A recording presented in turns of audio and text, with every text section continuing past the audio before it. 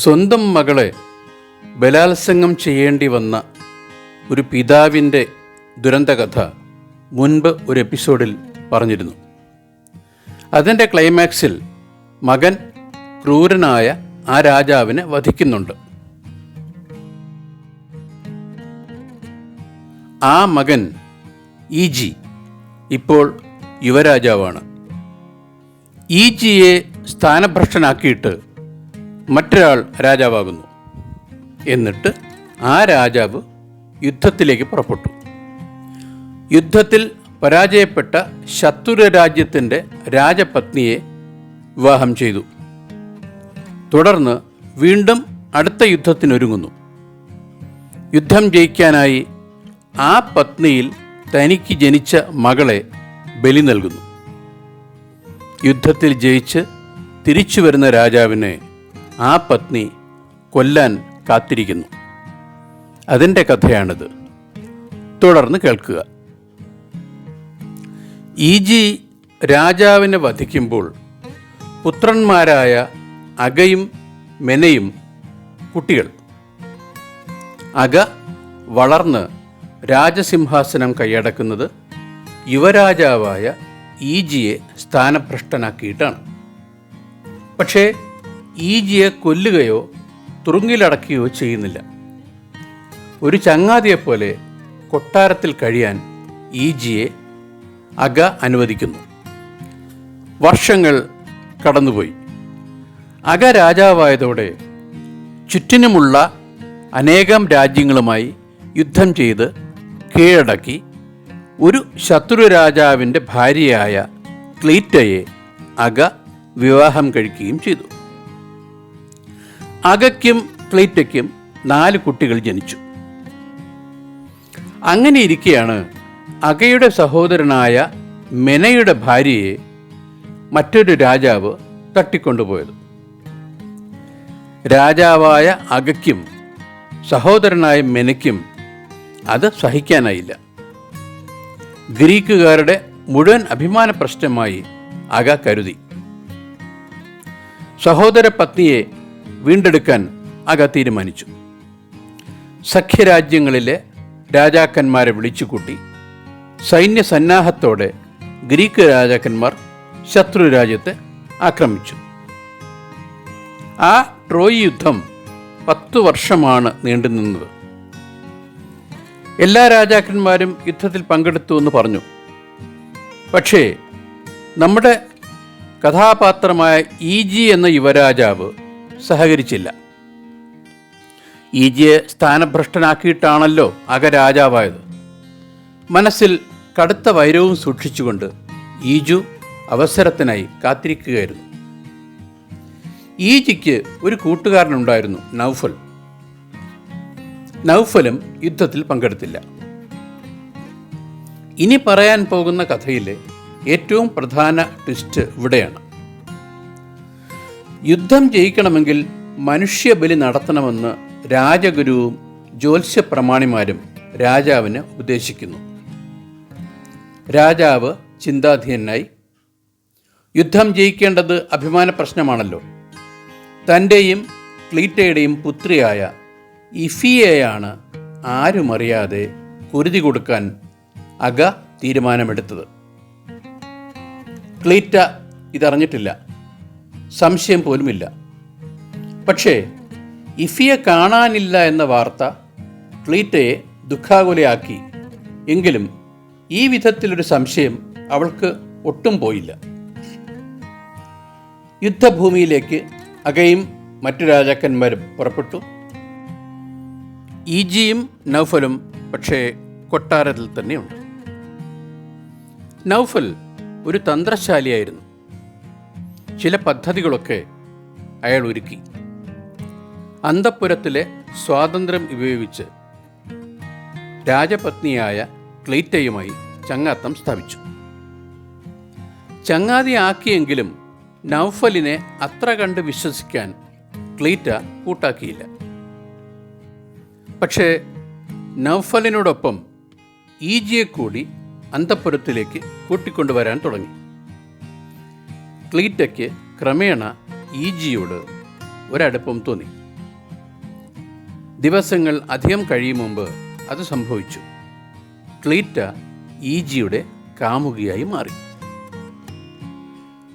ഈജിയുടെ മനസ്സിൽ മുൻപ് പറഞ്ഞ പ്രതികാരാഗ്നി മുനിഞ്ഞു കത്തുന്നുണ്ടല്ലോ. തൻ്റെ തകർച്ചയ്ക്ക് പ്രധാന കാരണക്കാരനായ അഗയെ ഏതു വിധേനയും വകവരുത്തുക, അതിനുള്ള അവസരം തേടിക്കൊണ്ടിരിക്കുമ്പോഴാണ് ക്ലീറ്റയെ വലയിൽ വീഴ്ത്തുന്നതിൽ ഈജി വിജയിച്ചത്. അതിന് നൗഫലിൻ്റെ ചതുരുപായങ്ങൾ ഊർജം പകർന്നു. ഒരു ദിവസം നൗഫൽ പറഞ്ഞു, ക്ലീറ്റ, നീ വിചാരിക്കുന്നത് പോലെ അത്ര മനസ്സാക്ഷിയുള്ളവനൊന്നും അല്ല നിന്റെ ഭർത്താവ്. ഇഫിക്ക് എന്തു പറ്റിയെന്ന് അഗ പറഞ്ഞിട്ടുണ്ടോ? ക്ലീറ്റ പറഞ്ഞു, ഇല്ല. അവളെ കുരുതി കഴിച്ചിട്ടാണ് അഗ ട്രോയിലേക്ക് പോയത്. ഞാൻ ആ സംഭവത്തിന് സാക്ഷിയാണ്. സ്വന്തം പുത്രിയെ കുരുതി കഴിക്കാൻ മടിയില്ലാത്തയാൾക്ക് എന്താണ് വയ്യാത്തത്?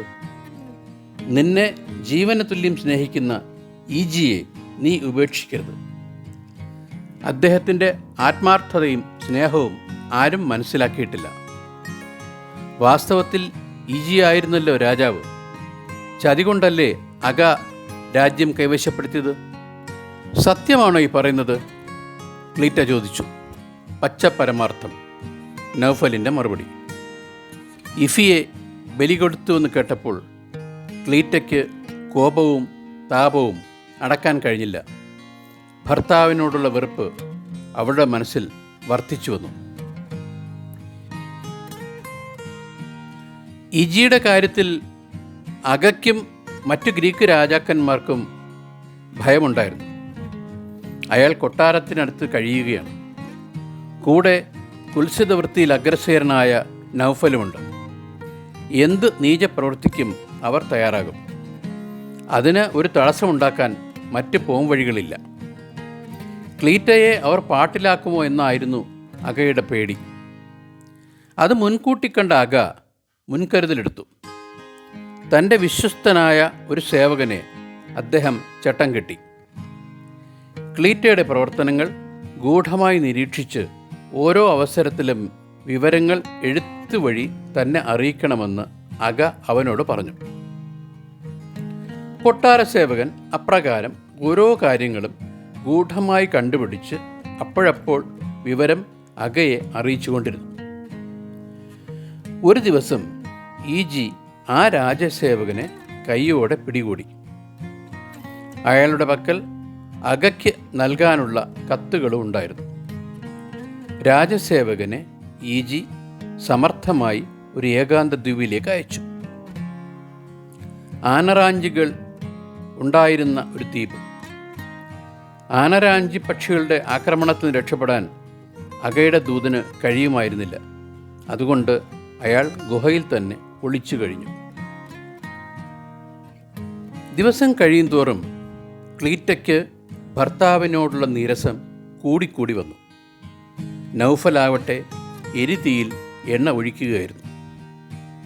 പഴയ കാര്യങ്ങൾ വ്യാഖ്യാനിച്ചും വളച്ചൊടിച്ചും ക്ലീറ്റയെ കൂടുതൽ കൂടുതൽ ക്രുദ്ധയാക്കി. ക്ലീറ്റയുടെ ഭർത്താവായിരുന്ന തൻഡാലസ് രണ്ടാമനെ വധിച്ചിട്ടാണല്ലോ അവളെ അഗ സ്വന്തമാക്കിയത്. ഇപ്പോൾ ട്രോയി ദ്വീപിൽ യുദ്ധം ചെയ്യുന്നു. തിരിച്ചു വരുമോ എന്നുകൂടി നിശ്ചയമില്ല. യുദ്ധത്തിന് അഗ പോകും മുമ്പ് മകൾ ഇഫി അപ്രത്യക്ഷയായി. തെളിവുകൾ വെച്ച് നോക്കിയാൽ ഇഫിയുടെ തിരോധാനത്തിനുള്ള ഉത്തരവാദിത്വം അഗയ്ക്കാണ്. അവളെ ബലി അർപ്പിച്ചതാണെന്ന് നൗഫലും ഇജിയും തറപ്പിച്ച് പറയുന്നു. അത് വിശ്വസിക്കാതിരിക്കാൻ ന്യായം കാണുന്നുമില്ല. ട്രോയ് യുദ്ധത്തിൻ്റെ പരിണാമങ്ങൾ ഗ്രീസിലെല്ലാം പടർന്നു. യവന വീരന്മാർ ഒരിക്കൽ ട്രോയിൽ ആഞ്ഞടിച്ച് വിജയത്തിൻ്റെ വക്കുവരെ എത്തിയതായിരുന്നു. അന്ന് അവർ ട്രോയ് നഗരങ്ങൾ കൊള്ളയടിച്ചു. ഏറെ സമ്പത്തും ധനധാന്യങ്ങളും കവർന്നെടുത്തു. അക്കൂട്ടത്തിൽ രാജാവിൻ്റെ മകളും പ്രവാചികയുമായ കസാൻഡ്രയെയും കിട്ടി. അവളെ സ്വന്തമാക്കിയത് യുദ്ധത്തിന് നേതൃത്വം കൊടുത്ത അഗ തന്നെയായിരുന്നു. അവളെ വിവാഹം കഴിച്ചു. നേരത്തെ പറഞ്ഞു 10 വർഷം നീണ്ടു നിന്ന ട്രോയ് യുദ്ധം. ഈ കാലയളവിൽ അവളിൽ നിന്ന് അഗയ്ക്ക് കുഞ്ഞുങ്ങൾ പിറന്നു. ഈ കാര്യങ്ങൾ കാട്ടുതീ പോലെ ഗ്രീസിൽ എല്ലായിടത്തും പരന്നു. ക്ലീറ്റയും വിവരങ്ങൾ അറിഞ്ഞു. മനസ്സിലെ തീ ആളിക്കത്തിക്കുവാൻ ഈ വാർത്ത ധാരാളമായിരുന്നു. ക്ലീറ്റ ഈജിയെ പൂർണ്ണമായും വിശ്വസിച്ചു. ഏതു വിധേനയും ഭർത്താവിനെ കൊലപ്പെടുത്തുകയാണ് വേണ്ടതെന്ന് അവൾ തീരുമാനിച്ചു. ഭർത്താവിനെ മാത്രമല്ല, അദ്ദേഹത്തിൻ്റെ പുതിയ ഭാര്യയായ കസാൻഡ്രായെയും വധിക്കണം എന്ന് തന്നെ ക്ലീറ്റ തീരുമാനമെടുത്തു. യുദ്ധം കഴിഞ്ഞ് പൊടുന്നനെ പ്രത്യക്ഷപ്പെട്ടാൽ അപ്പോൾ തന്നെ തനിക്ക് ആ വിവരം അറിയാൻ കഴിയണമെന്ന് ക്ലീറ്റയ്ക്ക് തോന്നി. അതിനായി ഈജിയുമായി ചേർന്ന് ഒരു പദ്ധതി ക്ലീറ്റ ആവിഷ്കരിച്ചു. ക്ലീറ്റ തൻ്റെ അഭിലാഷം ഒരു എഴുത്ത് വഴി അഗയെ അറിയിച്ചു. ട്രോയ് യുദ്ധം കഴിഞ്ഞ് മടങ്ങി വരുന്ന വഴിക്ക് മലയിൽ കയറി ഒരു വലിയ ദീപം അഗ തെളിക്കണം.